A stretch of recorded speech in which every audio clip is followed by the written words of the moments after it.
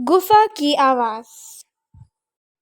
एक बूढ़ा शेर जंगल में मारा मारा फिर रहा था। कई दिनों से उसे खाना नसीब नहीं हुआ था। दरअसल बुढ़ापे के कारण अब वह शिकार नहीं कर पाता था।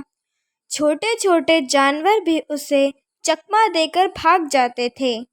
जब भटकते भटकते वह काफी थक गया तो एक स्थान पर रुककर सोचने लगा कि क्या करूं, किधर जाऊं, कैसे बुझाऊं इस पेट की आग।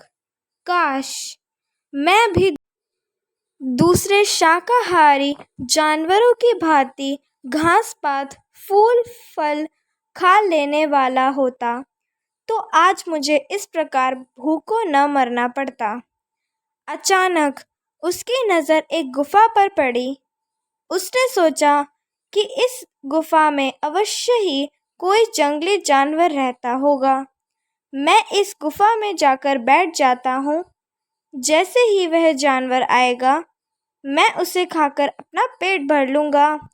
शेर उस गुफा के अंदर जाकर बैठ गया और अपने शिकार की प्रतीक्षा करने लगा। वह गुफा एक गीदड़ की थी। गीदड़ ने गुफा के करीब आते ही गुफा में जाते शेर के पंजों के निशान देखते तो वह फौरन खतरा भांप गया। परंतु संकट सामने देखकर उसने अपना संयम नहीं खोया, बल्कि उसकी बुद्धि तेजी से काम करने लगी कि इस शत्रु से कैसे बचा जाए। और फिर उसकी बुद्धि में नई बात आ ही गई। वह गुफा के द्वार पर खड़ा होकर बोला, ओह गुफा गुफा। जब अंदर से गुफा ने कोई उत्तर न दिया तो गीदड़ एक बार फिर बोला, सुन रही गुफा, तेरी मेरी वह यह संधि है कि जब भी मैं बाहर से आऊँगा तो तेरा नाम लेकर तुझे बुलाऊंगा। जिस दिन तुम मेरी बात का उत्तर नहीं दे दोगी तो मैं तुम्हें छोड़कर किसी दूसरे गुफा में रहने चला जाऊंगा।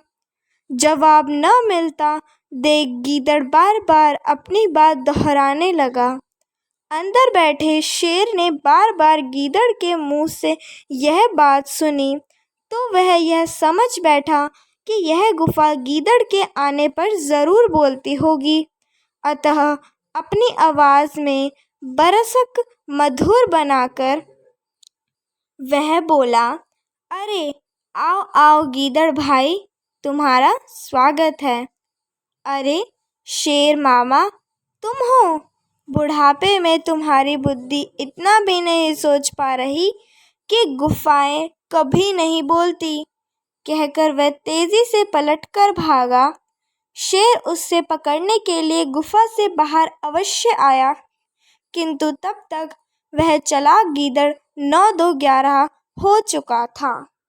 सीख, इस कहानी से हमें यह शिक्षा मिलती है कि संकट के समय में भी बुद्धि का दामन नहीं छोड़ना चाहिए। दोस्तों, यह कहानी यहाँ पर ख़त्म होती है। अगर आपको यह कहानी अच्छी लगी तो इस वीडियो को लाइक, शेयर और हमारे चैनल को सब्सक्राइब करिए। तब तक के लिए थैंक्स फॉर वॉचिंग। बाय।